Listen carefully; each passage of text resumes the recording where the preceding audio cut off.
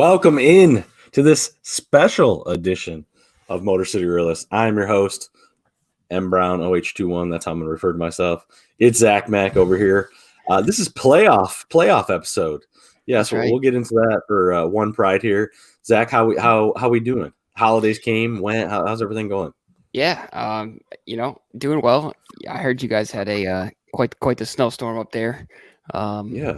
We got a little cold front down here, but it felt like early spring in the Midwest, so it wasn't too bad. Down to high 60s, low 70s. we were in the 40s for a couple days, so it was a little chilly. But no, you're saying your thermostat couldn't keep up, so good to see you made it through that.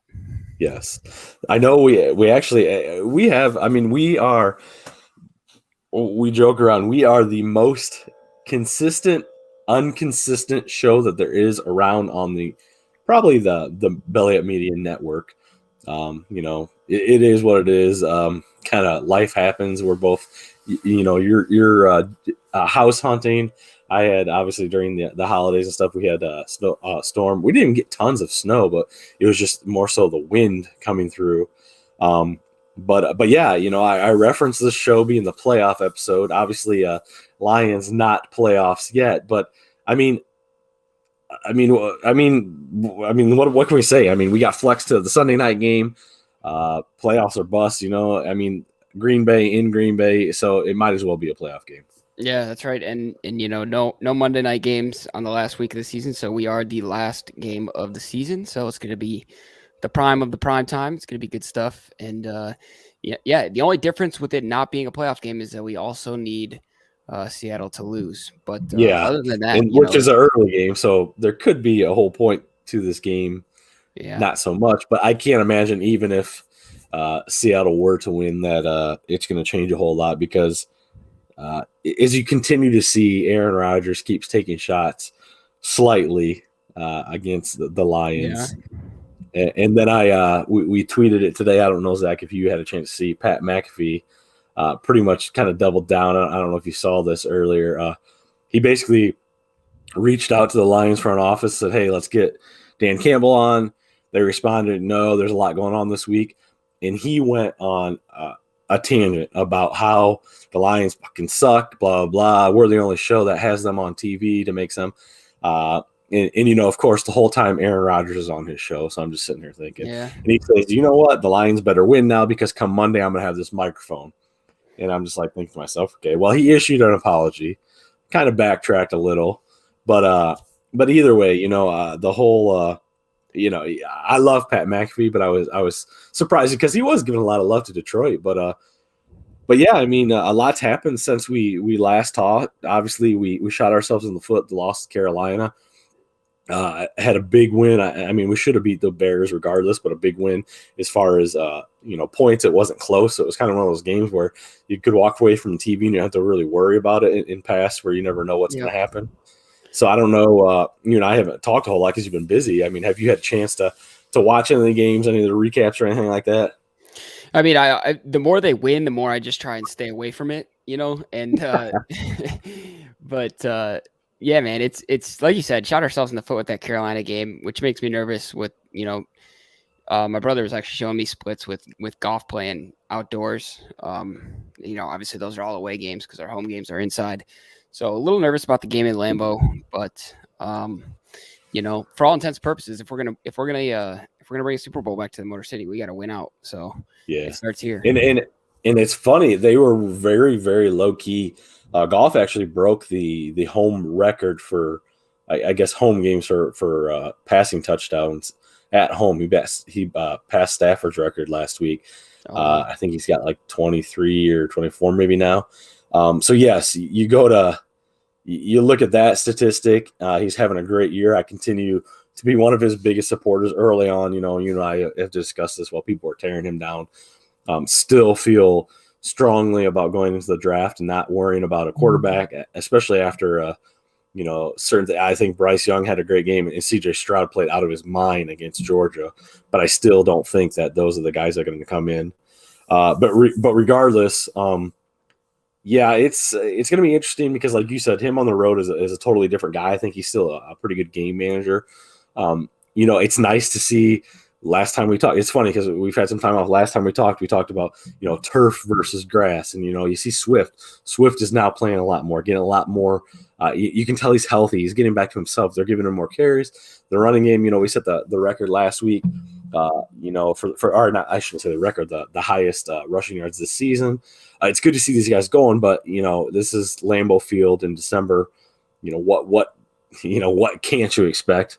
I haven't seen the game time temperatures, but obviously it's going to be a Sunday night game, which we got flexed to that, which is really cool because we didn't have any primetime games this year. Yeah. But it just goes to show that, I guess my question would be, and what's up, Sports Scramble guys? Those guys jumping on. Zach threw that up there. Appreciate you guys jumping in. For those of you guys that don't know, obviously listen to podcasts. We're on YouTube as well, so we take some comments here. But Zach, going into this game, we were up and down on wins, losses all season long, and at this point, obviously we'll take a prediction in a little bit, but where you're at now, to a few episodes ago, are you satisfied with the season? Yeah, I would say satisfied. I mean, I said early on that I think we were 1 something, and I was giving us 2 wins. Down to 3 wins. Yeah.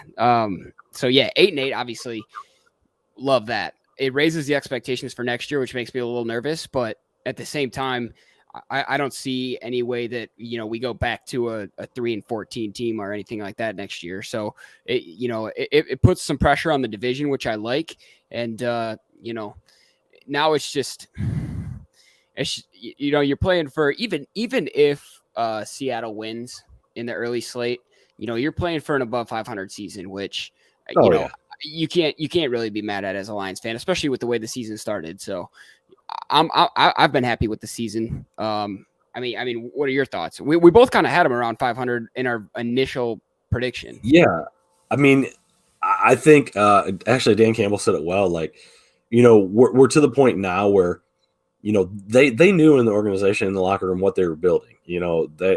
Everybody from the outside, we were excited from Hard Knocks. Oh, this is going to be fun to watch. And then they kind of laid an egg and everyone's like, whoa.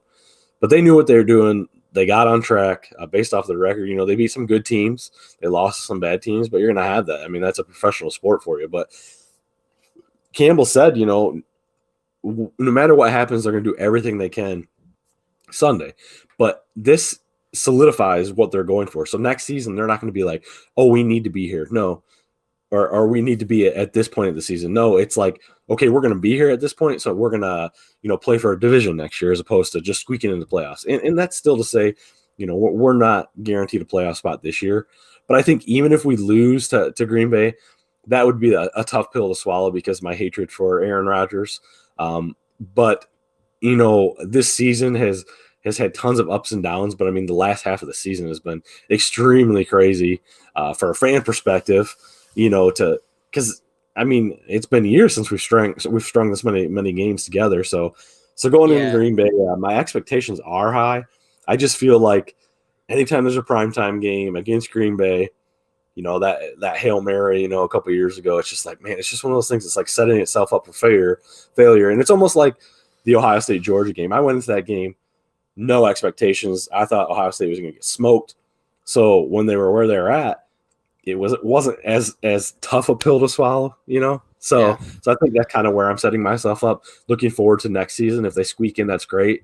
But there's a lot of things about the defense that they've really shored up. They've done good, but I don't want to go to the playoffs and get embarrassed because I mean you're going to walk in as a wild card and play the number 2 seed, or something like that. So or however it's going to work, So yeah, I mean especially looking forward next year with what we've done with the last half of this season. The Bears are what they are, and I really don't think there's any worry around them. And we're essentially fighting with the Packers for that last playoff spot. So, that's going to be a battle going forward. And then the Vikings getting, as quote unquote lucky as they did throughout the season, who knows if they can repeat that next year, and they could very well be a close to 500 team too. So I think it's an exciting, we finally have a chance to, I'm not going to go out on a limb and say win the division, but at least, get towards the home stretch of the season competing for a division, which we haven't done in God knows how long, I mean, obviously, Green Bay got hot at the right time. I mean, when we were talking weeks ago, Green Bay wasn't even on the radar. It was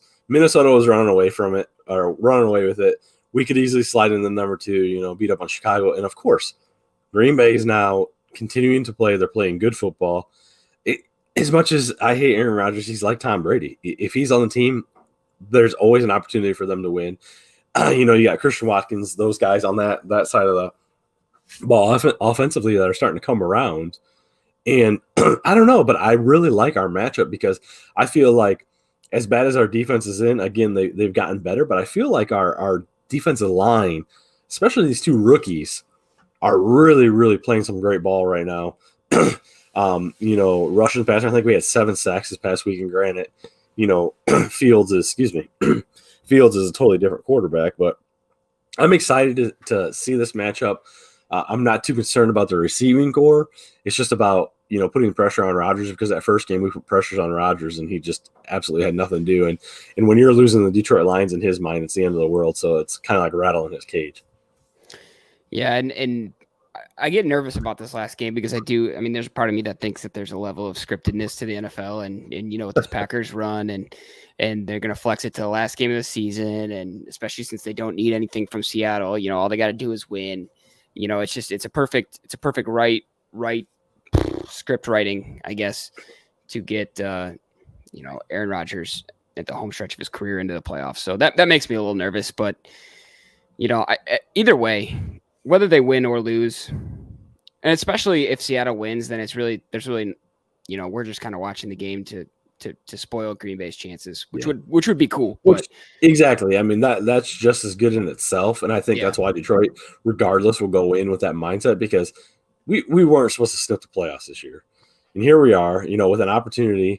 And you talk about scripted. Granted, this isn't scripted by any means, but last game of the season, we're flexed against Green Bay, the team that will essentially take it from us or not. Well, I mean, Seattle, I guess. And, of course, the team we have to root for is a team that we hold their draft pick. Yeah. So, what's so much that goes behind it. You couldn't even write this stuff, Baker Mayfield's came in and played great for them. The Rams, so here's the hoping that we get one more win. I've seen a few mock drafts. I don't know if you've seen any mock drafts. I don't get really big into them, but I've seen 2 defensive players taken. One actually recently kind of was okay. I saw Joey Porter Jr. He's a cornerback from Penn State, and then I saw Clemson's linebacker in the late first round. So I liked not necessarily those 2 picks, but I liked the direction. Defense. No matter what people are saying, I'm still, again, I alluded to earlier, I'm still on the Goff train. He's playing his best football this season. Williams is now healthy. You can see it's weird though. I don't know if you've seen much of it, but I feel like every time that he goes to Williams, it's like a horrible throw. He throws it in the dirt. I don't know what's going on, but either way, it's good to see. So hopefully we can shore up the defense. We've played a lot better, but yeah, I mean, obviously, the only way it could have been written better is if Stafford was still playing for the Rams, and it was basically Stafford was getting the Lions into the playoffs. The Lions. Yeah, like that would have been amazing. He essentially eliminates if he loses, but yeah, he could win. But yeah, it's the whole concept and everything behind it is totally crazy. So, I know this is still early on in the show. I want to talk a little wings, and I want to talk a little bit about the college football playoff that we witnessed, which I'm sure everybody, obviously me being a Buckeye fan, here yeah, I'm a Lions fan, but I'll talk a little bit about that. But we'll kind of get right into it. Do you think? I mean, you can give me a prediction, or you can just tell me. Do you think? I'm talking more so. Just Lions Packers, regardless of what happens. What do you think the outcome is going to be in that game? And do you think that is there a chance that we are worried about a tight game, or they're blowing us out, or we really just kind of go in there and just reach for the jugular and just take it? Yeah, my gut feeling is that we don't win the game, and I don't like to be pessimistic, but I think that it's like a Aaron Rodgers has the ball at the end, and he's either driving down for a game-winning touchdown, or He's taking a knee or something. It's, I don't think it's a blowout either way, but I don't know. I saw it today, like full roster wise, full team wise, I feel like we have a better team than Green Bay. Obviously we don't have an Aaron Rodgers on our team, but I saw Swift. I think it was Swift today said that when everyone's clicking, he thinks that they've got a top 5 offense in the league. Yeah. I thought that was interesting. I want to know if you would agree with him. It sounded like he said it in a way that was like he's not going to say they're the best offense. Obviously, there's some dynamic offenses in the NFL, but even top 5, I think is a hefty proclamation to make. I know Goff had that insane stretch where he didn't turn the ball over, and so the offense is good. But top 5, I don't know. Like, could you see them being a top 5 offense next year? Yeah, I mean that's the thing though. I mean, statistically, I mean, obviously that's all driven by stats. Like you said, the beginning of the season we were, top 3. We were number 1. A lot of that had to do with points, but yeah, I do because I mean, you got obviously you're going to have Kansas City, you're going to have Buffalo. I would assume you're going to have to, as long as they keep the receiving core in Cincinnati together and Mixon, they're going to be up there. But I mean, really, like the expectation this year on Dallas was they're going to be great. Now they're starting to turn it around. They probably have an opportunity to scratch that top 5. So I would say, if not top 5, right outside the top 5, definitely top 10. Yeah, I would have definitely said those 4 teams you said. I would also add Philly in there, I think. But oh yeah, how can I leave out Philly? Yeah. But yeah, other than that, I think you're right. I think they could scratch top 5 offense. Especially you were talking about Jameson Williams. I mean, you get a whole nother offseason with him getting some timing down with Goff, and I think some of those throws look a little different. Like, obviously Williams is probably a lot faster receiver than Goff is used to throwing to, so he's just got to get that timing down. But I also liked hearing that confidence out of Swift, and it kind of makes me change my tone where I was okay with kind of parting ways with Swift because we've got Jamal Williams in the backfield, but I think we want somebody like Swift around, and I would kind of be upset to see him go. You and I talked about it, and I said it too. Like, I just didn't know what was going on with it. I mean, was he really that banged up? Was it a mental thing? But now he's healthy. He's getting healthy. And he's playing great. And yeah, you want to hear that from him because I didn't know, is that a good situation? What's going on? Although I think you really can't not get along or not want to, Jamal Williams to succeed. So I think that's an easy guy to be, Batman and Robin to, or whatever that they want to do. That's, I think now you have to have 2 good backs, and they definitely complement each other. But it's good to hear his mindset that's where he is, because I wasn't sure if he was checked out more so, looking, and that's one thing. Hey, I text you a big Christmas present. I got a signed, authenticated Swift jersey.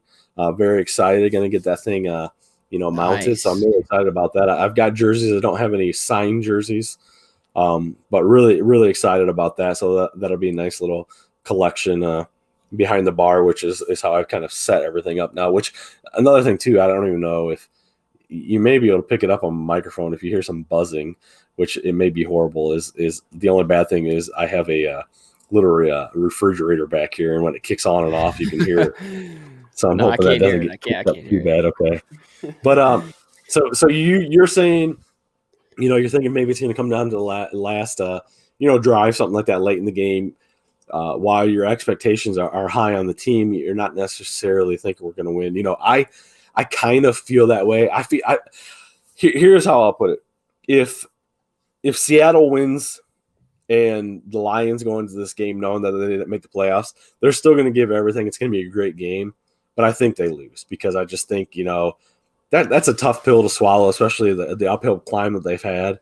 But I think if somehow the Rams pull it off early, that's just enough for the Lions to get behind, to really go in with all the comments that Rodgers has made, the team, even in Lambeau, to go in there and do this. Because I feel like even though Green Bay, some of those guys are getting back healthy, he's got a banged up Aaron Jones or some other guys that seem like they can't stay healthy. I'm sure it's going to be cold. Regardless, I really am excited because I think last time we played them, I think 8 of their guys got knocked out by injury during the game or something like that, Green Bay. So, that was when we were kind of laying the wood. So I Yeah. kind of in your camp regarding that, but I think the biggest sign would be if the Rams win and give us that opportunity to really make the playoffs. Do you think, I just thought about this. Do you think there's any chance that the Lions just collectively agree or put forth a rule or in any sort of way just don't pay attention to the Seahawks Rams game and they go into their Sunday night game having no idea or doing their best to have no idea what happened in that game? Is there any chance of that, or do you think they're watching it? I didn't think about that, but I figure most situations like that, the team gets together and probably watches the game like all together, That's kind of what I would see. But that is a different perspective, which a nice little wrinkle that I wouldn't be surprised maybe if Dan Campbell kind of puts in there. But I think based off of social media, everything that, somebody would get wind of it, Yeah, at the very least, I'm sure like even if they didn't or they tried not to watch it, running out in the field, Packers fans are going to be yelling left and right, whether or not the Lions have a chance to get in. So I'm sure they would know either way. I was just curious because it seems like a Dan Campbell thing to do, Yeah. But anyways, as we get ready to move on, this is, like I alluded to, this is our playoffs, Week 18, Green Bay on the road, flex them Sunday night game. What more could you ask for? There's a lot to be excited about in Detroit. I know I've said that about, young talent across the board, whether it's the Pistons, Lions, Wings. But, I mean, we always go back and forth, which franchise, which organization will do it first. And this is really exciting to see where we were to where we are in the middle of the season to where we are now and kind of build on it going into next season. Because like I said, it's one of those things where, okay, we're not going to be like, oh, we need to be here. We go into the season where we're like, okay, we're here and now this is what we're doing. It's kind of like building on it as opposed to saying, oh, we should be doing this. So really excited. So I think we're both on the same page. If the Rams were to pull it off, I think that gives us that little bit of oomph. So I'm really, really looking forward to it. Check out the Twitter and stuff like that. We'll have updates during the game and stuff like that. But Zach, we'll get Wings right now. We'll transition to the Wings right now. I always ask you for the Wings update. It's been a little bit. I don't know if you checked the score they're playing right now on TNT. The Devils right now. When I came down, we were intermission the first. It was 0-0. I haven't checked the score. How we looking? Just pulling it up. Yeah, we're down 2-0 now at the end of the second. Just like that. Yeah. Devils are a good team though. So Redwings are dealing with a lineup shakeup too. Of course, yeah. Ryan's. I was just gonna say Ryan has to. Yeah, he's just like lurking in the shadows, waiting for it. Yeah, he was waiting for that ever since we took down the Jets. But no, man. Vrana cleared waivers yesterday, which I think there was only like five or six teams that had the cap space to even claim him, and a couple others could have done some like long-term IR moves to clear space for him. But he clears, so we made some space for Robbie Fabry coming back, and it's just been a lot of shakeup, and they have it's weird because we're like fifth in the division right now, but we've only won the second fewest amount of games. I think we've won 3 or 4 recently. Yeah, and we just have 7 overtime losses, so which is like tied with a few other teams for the most in the league. So we are we're getting those loser points, as I like to call them. But so speaking of the Verona thing, I saw different things on social media. Was that a shock to you, or? Yeah, there's a lot of theories flying around. Some people saying like these GMs talk to each other before stuff like that happens, and they're Steve's making a deal with those other teams saying, hey, don't claim him, and blah blah blah, whatever. I think it was more of a case. He's coming back from the the player assistance program, so and it's very personal to him on what he was dealing with. So I don't think a lot of people probably just don't know what he's dealing with, and to take that amount of cap, which I think was $5.5 million for the next 2 years, it was a total of $11 million, and just to not know how close he was to a return because he was already going to do an AHL conditioning stint. So maybe teams just didn't want to take that risk and pay the money for a guy that they weren't sure how close he was to a comeback. I don't know. I think it's all speculation, and we may never know. And that's what I say too. I mean, it could very well go down to, maybe he had a conversation with the organization and said, I don't essentially want you to have a roster spot for no reason, essentially, or if I'm not ready and I don't have plans, maybe like you said, he's been very tight-lipped about things. Absolutely. I mean, that's I think they've shown a lot of respect in the whole situation. Maybe that, again, like you said, it's all speculation. We may never know. He may come out and say X, Y, and Z. But yeah, I kind of felt like it was kind of left field just because of the whole situation. I think the whole situation, too, is kind of what put it more in the limelight, as opposed to if it was a player that maybe was struggling or not playing up to par, it'd be like no big deal. But yeah, I saw that, and we talked about that. But like you said, I think you said we were fifth. They were, kind of looking at like a wild card. When I was listening to TNT earlier, they're kind of fighting for the wild card, or essentially that's kind of what they have their eyes on. And I don't know. I'm not the hockey guy, obviously, so I was just listening to the analysts on TNT. But talk about. I feel like across the board. I just said that with the Lions. I said it with the Wings. Tons of young talent. But I look at the NHL in general, and you've got Ovi, you've got Sid, and all these guys. Getting to be the old dogs, getting ready to go. But I feel like every team may not be loaded, but I feel like they have one young stud, like really, really young stud. And some, a couple. I feel like the NHL now, by no means is there so much parity as, there's this. But do you feel like there's a lot of young talent in the NHL right now? Yeah. And I feel like it just keeps getting younger. Yeah. Well, as they try. which is crazy. But then you've also got, McDavid, who's still absolutely running the league and yes. is barely like getting into his prime, which is insane. But yeah, you're right. It seems like everybody has that young stud, and obviously, that brings Larkin back into the spotlight because he hasn't signed his contract yet. He's going to be a free agent at the end of the season. And I don't know if you saw what Paul Bissonnette, they call him Biz on TNT, asked him before the game today. They had him on 15 minutes before the game started, and he asked Larkin, are you going to be in a Red Wings jersey next year? Which is like put him on the spot.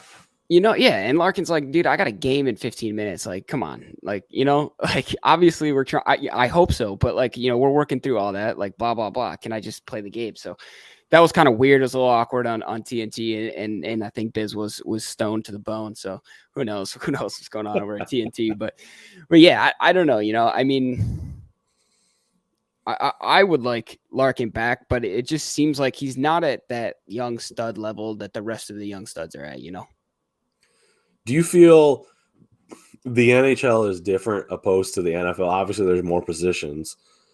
But do you feel like the NHL will draft more talent as opposed to need? Yeah, especially because they're usually drafting like years before they're NHL ready, like 2 or 3 years before they're NHL ready, with the exception of a few, obviously. But yeah, they're probably just going for the best talent that they can. And it's funny you say that compared to the NFL, because I think, when we talked at the beginning of the NFL season, when we started our show, we said which Detroit team was going to bring it home first. And I think I leaned Red Wings because they had Steve Yzerman in their corner. But now with seeing the way the Lions play out, like I think the Lions might do it first, strictly because like anything can happen in football, like hockey, obviously anything can happen in a given hockey game, but usually like over an 82 game season and 7-game series in the playoffs, the best team is going to win out. Whereas in football, if you make the playoffs, you got a shot at the Super Bowl, Yeah. It's just one game at a time, which same thing with, but like you said, it's a lot longer season, but I feel like, there's always been speculation. There's always been kind of ups and downs on GMs, but I feel like Brad Holmes has kind of made his living. I mean, he's had some great first-round picks, but I feel like we're getting a return on these 4th, 5th-round guys. Obviously Malcolm Rodriguez has been a starter pretty much, right away. I saw, with Aiden Hutchinson, with Thibodeau, those guys they were talking about, he's got more sacks, obviously, in different things. And then we got, I can't even think of his name now, Houston or whatever his name. The junior from the JUCO, coming out of nowhere. I think he was a 6th-rounder, and in past, we've barely. I mean, you look at our track record, and our 2nd-round picks has been kind of like our Achilles heel, all the way back down to the Michaela Shore days. A running back out of Illinois, I believe, or Syracuse, which one he was, but and then we've had Javid Best, we've had all these guys, and And, I feel like now we're finally not necessarily hitting a diamond in the rough, but we're getting a lot of contribution out of these late round guys. And the cool thing about this year, I know we're talking about the Wings, but we're getting a little back into the Lions here, is we're seeing success. We're winning games. We have a potential to make the playoffs, but we've also done it by plugging these young kids in and giving them real playing time. So there's a lot to build on next season, where a lot of these rookies are going to have a lot of snaps under their belt, where, usually playoff teams, you're not going to have that. You're going to have your veterans that are taking these snaps. So that's really cool. Again, with the Wings, they started off hot this season. They kind of been up and down. They're on a little tear here, running into a tough Devils team. But I know the Devils in December have had a pretty much an awful record. They've kind of come back down to earth.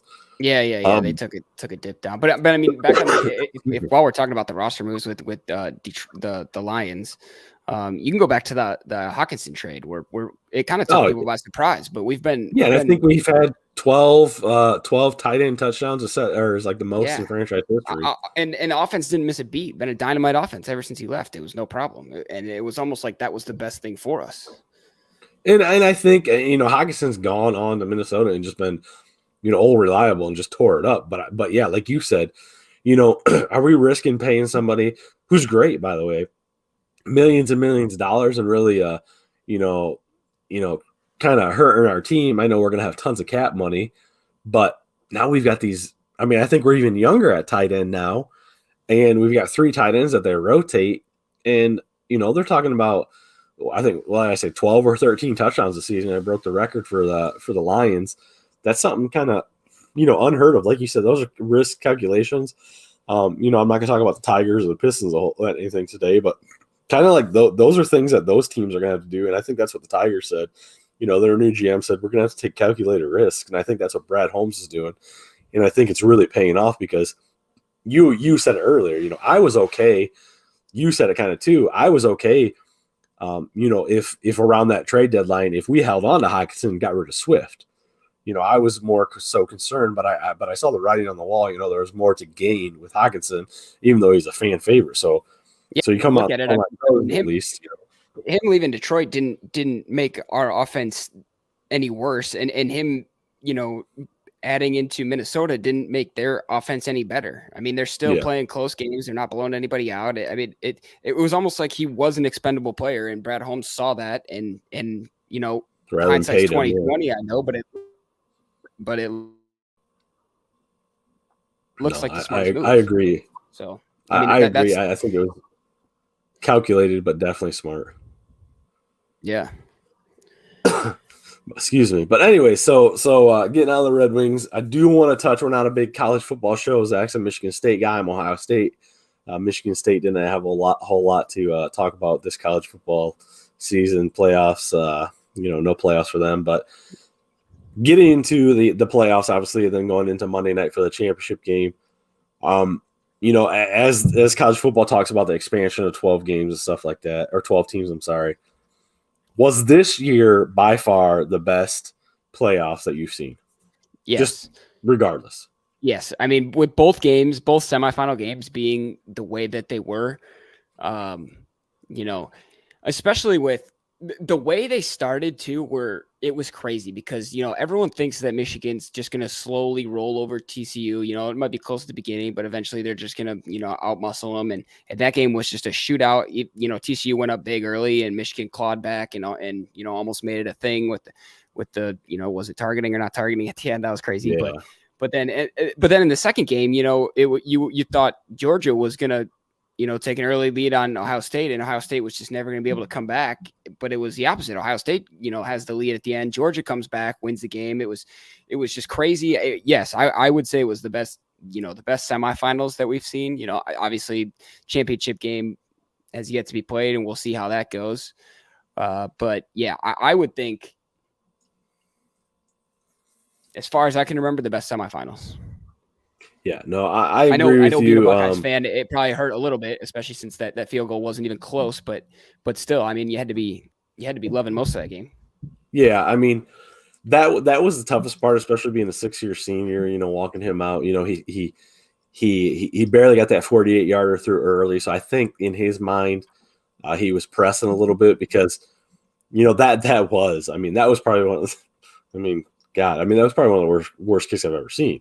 Yeah, he's probably trying to put too much I, power into it. It's like when you're golfing and you try and swing as hard as you I can, and think it he doesn't go just kind straight of at all. overstroked it.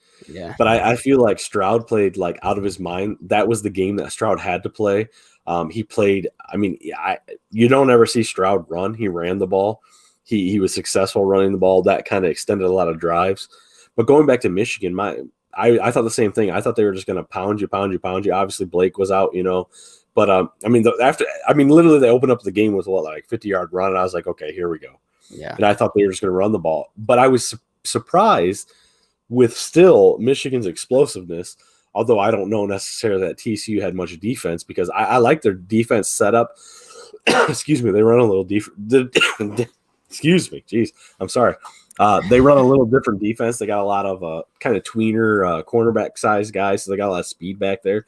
So I was surprised they were getting torched on the long pass, because JJ McCarthy isn't one of those guys. He kind of opened it up against Ohio State. It was kind of cool to see that carry over. Because I'm not going to lie, I was rooting for Michigan. I'm a Big Ten guy. Obviously that's the last thing, I want to do during the season, but it was cool to see. I didn't want to see both Big Ten teams lose, because I had my mind made that Ohio State wasn't going to win the game. I thought we were going to kind of get, rolled over, but that's why I think it was a lot easier for me to swallow the Ohio State game. Although, shanking that kick, it was like demoralizing, especially when, bringing in the new year in 2023, and that's how your year starts. But, Michigan really surprised me. I knew TCU could score. So it'll be interesting. I think they're going to be able to put up points, but I'm not sure that TCU's defense is ready for Georgia. Yeah, but I think Michigan played TCU great.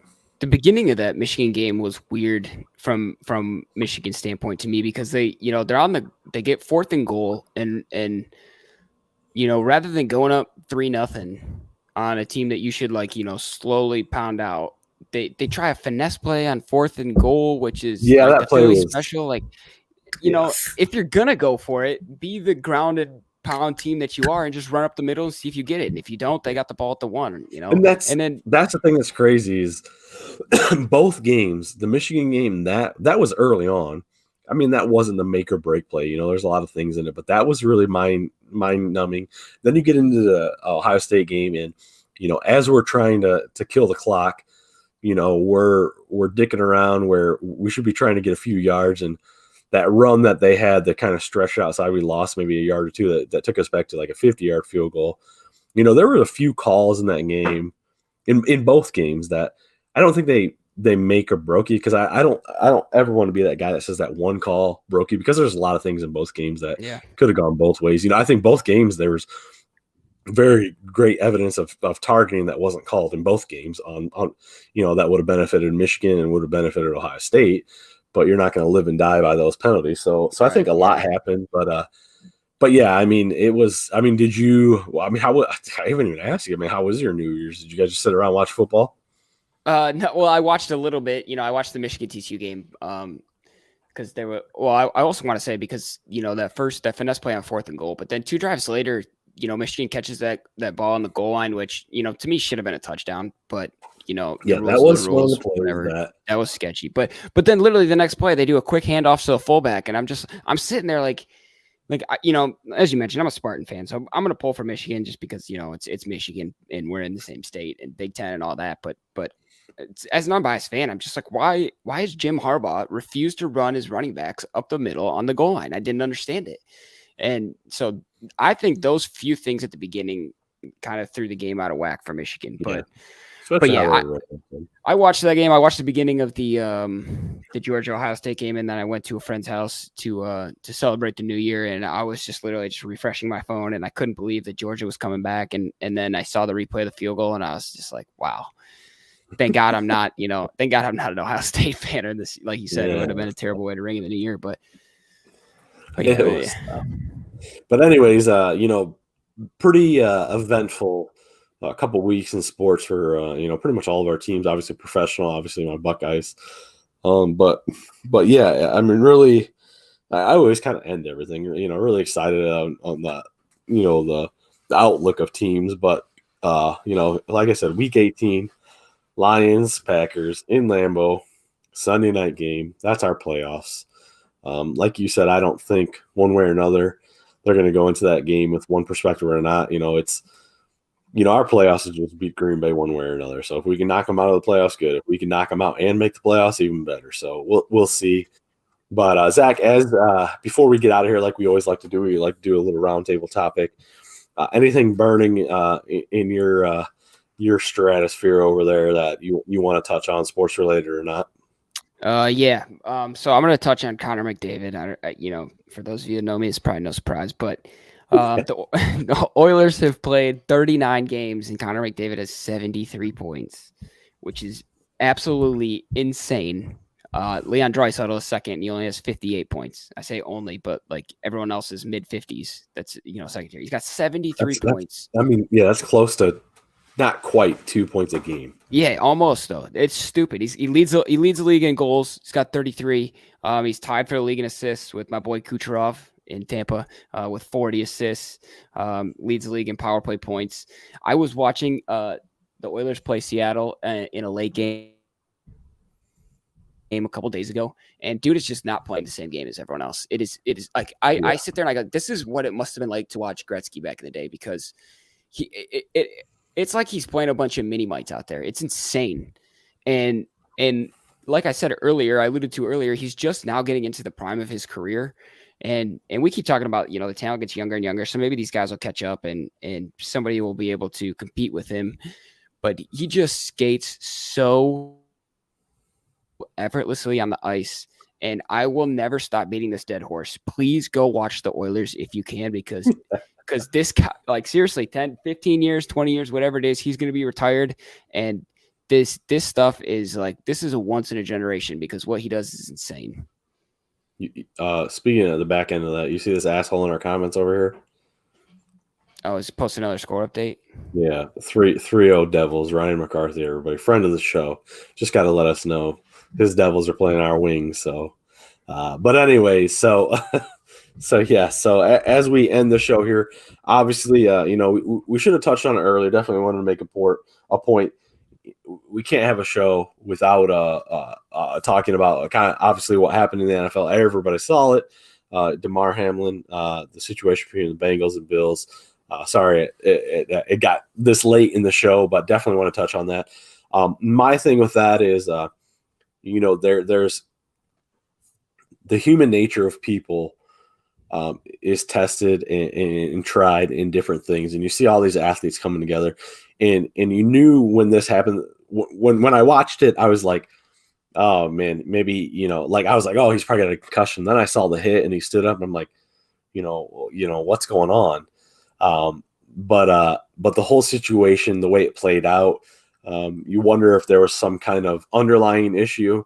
But very scary and hard to believe that in all these years of football, this is kind of one of those first time type deal things where a game has been canceled. Obviously fantasy football has no say in things right now, but that community is in chaos, not in a bad way, but there's that was essentially your championship round, two big teams with a lot of players around it, a lot of playoff implications behind those games.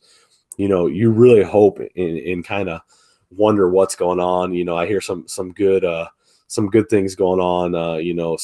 I mean, he's not out of the woods, he's still in critical condition, but I hear different things. Sounds like it's good. But the one thing I talk about, the human nature of things, is there's good and bad, because I feel like why does it take something like this for people to come together? Why does it take something like this for people to be nice to each other, to appreciate each other? I feel like there are more nice people out there than there are bad.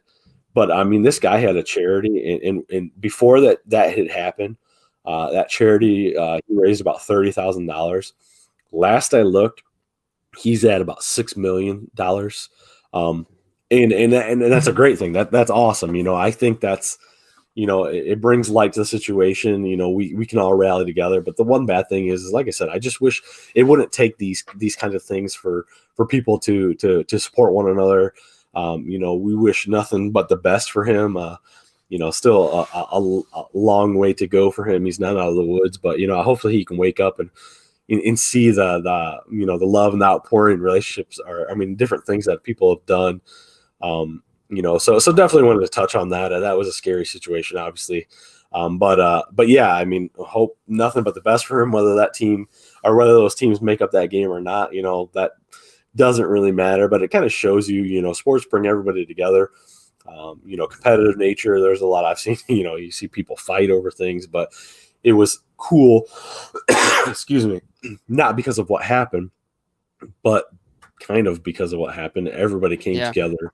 So you don't see that with, teams or, I mean, Joe Burrow, the quarterbacks, I mean, it was in big props to Zach Taylor and Cincinnati Bengals for saying, this is up to you.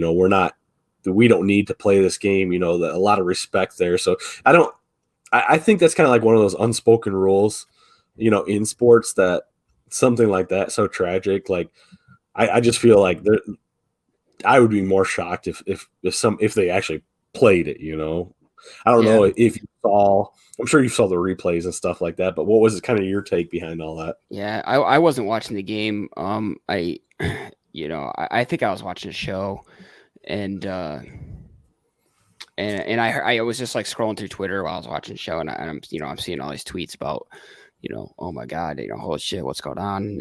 And so I looked for the replay, and I saw it, and I shared a similar thought on it that you did, where, why does it take this for everyone to come together, for everyone to support each other?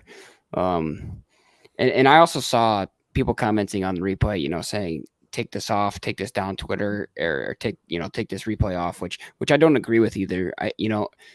When you rid the public of the replay or the videos of that stuff, it's essentially the same as trying to sweep it under the rug as much as you can.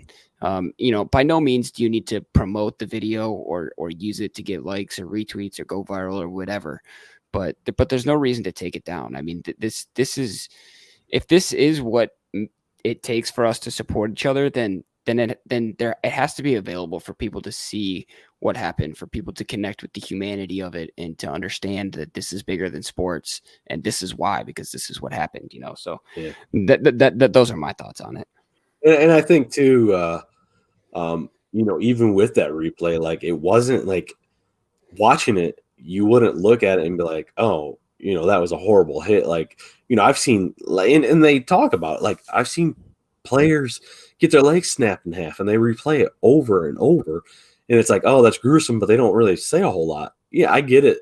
I understand he was getting CPR, and that's a tragic thing. But, I didn't pay much attention, not in a bad way. I just wasn't like so zoomed in on that. I was just watching the reaction of the players and the way they were consoling each other, because that's when you kind of knew it was real, what was kind of going on. So yeah, I agree with you in a sense, not in a bad way where, we need to, publicize these things. But I think the way the world is now, it's almost like if you kind of take that stuff away, it loses its, I wouldn't say validity, because obviously, here he is sitting unconscious in a hospital. Yeah, but you're right. It's harder to understand what. Yeah, and I think it's a good thing, because that's where our culture is, unfortunately. Yeah. So yeah, I mean, not to end the show on a one of those notes, but I definitely think that want to pay a respects tribute to that. Hopefully he comes out okay, but definitely from the NFL's handling of it, there was different things where they said, "Oh, you got 5 minutes to warm up." I don't know.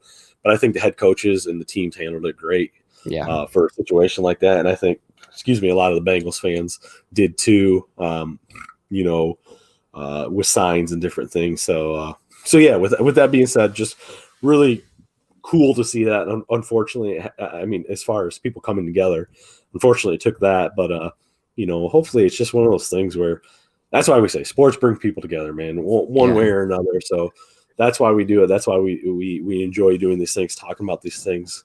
We're not making millions of dollars, but we just enjoy kind of shooting the shit and bringing you information.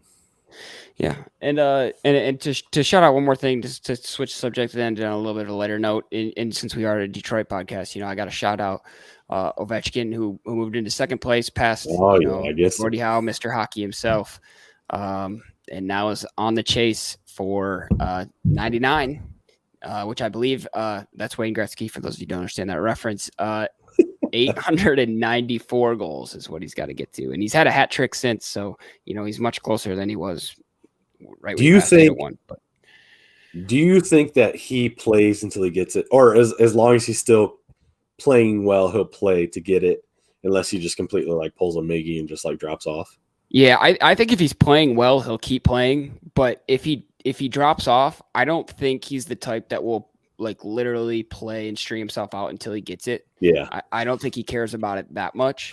But as long as he's still playing at an elite level like he is right now, I think he'll just keep playing. And if he doesn't get injured or drop off, then I think he's got it in the bag. Who's your outside of Ovechkin in a couple of years? Who's going to be putting pressure on that record? Man, we keep talking about these players getting younger and better. I think there's a lot of people that could. I mean, I was doing the math, like Steven Stamkos, who plays in Tampa, and I'm just pulling this out because he's local, and I looked these up because he's definitely not even the best player in the league right now. But I was just saying he's getting on the back end. Yeah, he's on 498, right? So he's going to hit 500 this year. So all he needs is 6 50-goal seasons, which is, hard to do, but he definitely has 6 seasons left in him. And if he does 50-goal seasons, then he's at 800 too. And so, and you think about the numerous guys that are better than Stamkos, I think plenty of people could get to 900 goals. You got Connor McDavid in that conversation? Oh, absolutely. I think Austin Matthews could be in that conversation. I even think if Leon Draisaitl keeps playing as well as he could be in that conversation eventually. Tage Thompson's going off this year. I mean, obviously, I'm just pulling names out of hats right now, but yeah, I think a lot of people that it's just going to be hard to match the long. Yeah. No. Plenty of guys could do it. I agree. Definitely, different. There's records are made to be broken, but it takes a long time to see this generation of talents. But I feel like the NHL is loaded in talent. Like you said, it continues to get younger, surprisingly, as hard as that is to understand. But anyways, appreciate you guys joining us tonight. This is again our playoff. Excuse me, man, I'm roughing it here. This is our playoff show. We're going into this Packers game playoff implications. This is our playoff game. Looking forward to pulling this out and shutting down Rodgers one more season. But Zach, I started the show. You take us out. Yeah, I just if we win this weekend, if the Rams win this weekend and we win this weekend, this show is going to be crazy next week. We're going to be prepping for an actual playoff game. We're going to be, taking a deuce on Aaron Rodgers' face. It's going to be a great show. It's going to be fun. Let's manifest the Detroit Rams and the Detroit Lions to win this weekend. We'll have a lot of fun here next week. What could be better? So that's right. So until next time. All right. Thanks for watching. For those of you on the pod, thanks for listening. You know where to catch us if you want to catch the live show: Facebook, YouTube, otherwise wherever you find your podcasts. For Zach Mack, I'm out. Mike. M Brown H21. Check me out. We'll see you guys.